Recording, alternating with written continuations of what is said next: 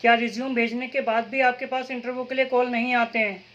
आखिर क्या रीज़न है कि जो आपका रिज्यूम है वो शॉर्टलिस्ट नहीं हो पाता है?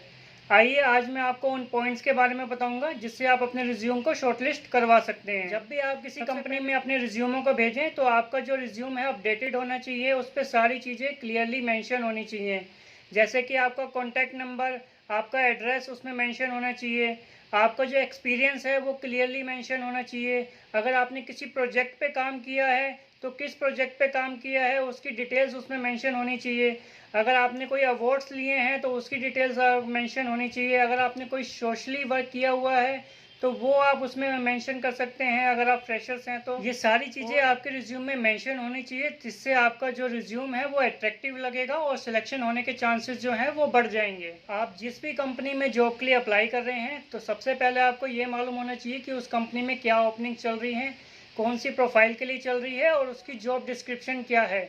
अगर उनकी जॉब डिस्क्रिप्शन और उनकी प्रोफाइल के अकॉर्डिंग आपका एक्सपीरियंस और आपकी जो क्वालिफिकेशंस है वो मैच करती है तो आप उस पोस्ट के लिए आप अप्लाई कर सकते हैं। जब भी आप किसी कंपनी में अपने रिज्यूम को मेल कर रहे हैं तो आपको कुछ विशेष बातों का ध्यान रखना होगा, जैसे कि सब्जेक्ट एक बहुत इंपॉर्टेंट पार्ट होता है मेल का, क्योंकि एचआर्स के पास एक ही पोस्ट के लिए काफ़ी सारे एप्लीकेशंस आते हैं। वो हर एप्लीकेशंस को ओपन करके नहीं देख सकते हैं, तो वो फिल्टर करते हैं उस चीज़ को सब्जेक्ट के ज़रिए। तो आपका सब्जेक्ट ऐसा होना चाहिए कि वो आपका सब्जेक्ट पढ़ते ही आपके जो मेल आपने जो भेजा है, आपने जो एप्लीकेशन भेजा है उसको वो शॉर्टलिस्ट कर सकें।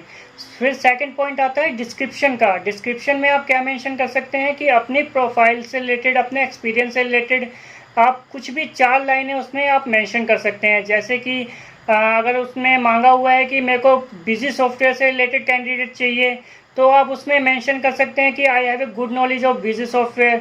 अगर उसमें कोई सैप से रिलेटेड कोई मांगा हुआ है तो आप उसमें सैप से रिलेटेड उसमें मेंशन कर सकते हैं, अगर आई have a good knowledge of SAP. अगर उन्होंने एक्सेल से रिलेटेड कुछ मांगा है कि हमें एडवांस एक्सेल वाला बंदा चाहिए तो आप उसमें आप मेंशन कर सकते हैं कि I have a good knowledge of advance Excel, और उसमें आप अपना एक्सपीरियंस, क्वालिफिकेशन एक्सेट्रा आप उसमें ऐड ऑन कर सकते हैं।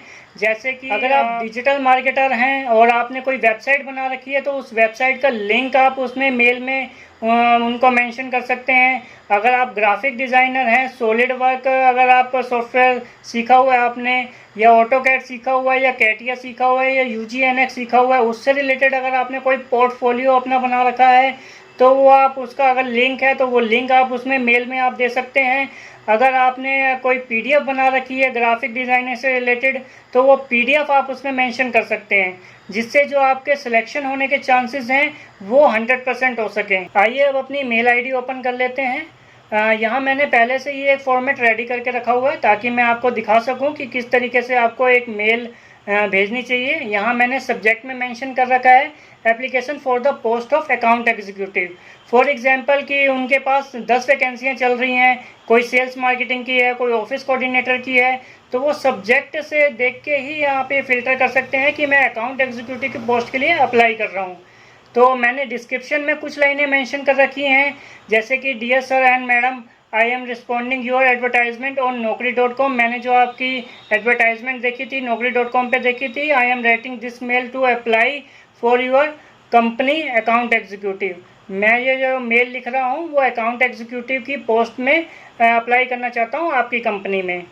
और यहाँ मैंने कुछ अपना एक्सपीरियंस और क्वालिफिकेशन के अकॉर्डिंग उसको मेंशन कर रखा है। जैसे कि मैंने उनको कहा है कि my experience and qualification closely match the job responsibility mention in the job descriptions. जो मेरा एक्सपीरियंस है और जो मेरा क्वालिफिकेशंस है वो मेरी मैच करती है जो आपने जॉब डिस्क्रिप्शन डाली हुई है।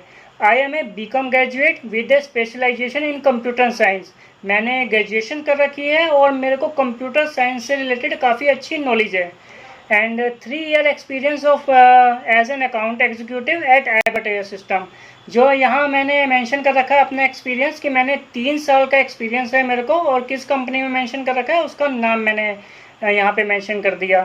Please find the attach my resume for the more details. और बाकी यहाँ से आप अपने रिज्यूम को अटैच कर सकते हैं। आप देखेंगे कि मैंने कुछ वर्ड्स को इसमें बोल्ड कर रखा है ताकि जो भी HR या जो भी कंपनी ओनर या कोई भी अगर आपका रिज्यूम देखे या मेल देखे तो उसको कुछ पॉइंट जो है वो हाईलाइट हो जाएं।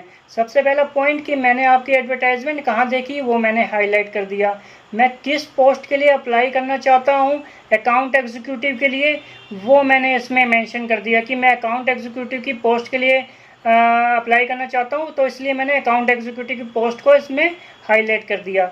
अब मैं अपना एक्सपीरियंस इसको हाईलाइट करना चाहता हूँ कि मेरा जो एक्सपीरियंस है वो आपके जॉब डिस्क्रिप्शन के अकॉर्डिंग कि 3 साल का है, तो इसलिए मैंने अपने 3 इयर्स के एक्सपीरियंस को उसमें हाईलाइट कर दिया। और मैंने अपने कंपनी नेम अगर मैंने कुछ है तो मैंने इसमें हाईलाइट कर दिया।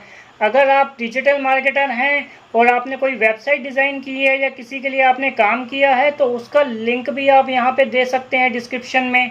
अगर आप ग्राफिक डिज़ाइनर हैं तो आप अपना रिज्यूम के साथ अगर कोई फ़ोटोज़ हैं कोई ग्राफिक्स आपने बना रखे हैं तो वो रिज्यूम में अटैच कर सकते हैं, अपने रिज्यूम के साथ अटैच कर सकते हैं। या मैं फॉर एग्जांपल आपको कहूँगा कि अगर आप ग्राफिक डिज़ाइनर हैं तो आप 20 पेज का या 15 पेज का एक PDF बना लीजिए कि आपने अलग अलग तरह के जितने भी ग्राफिक्स हों उसमें वो ऐड ऑन करिए ताकि, और उसको अपने रिज्यूम के साथ भेजिए, तो आपकी जो सिलेक्शन होने के चांसेस हैं वो 100% हो जाएंगे। यहाँ पे आप अपने रिज्यूम को मेंशन कर सकते हैं। और सबसे लास्ट पॉइंट कि यहाँ पे आप अपना रिगार्ड्स मेंशन कर सकते हैं कि रिगार्ड्स अपना नाम और यहाँ पे अपना कॉन्टैक्ट नंबर आप उसमें मेंशन कर सकते हैं।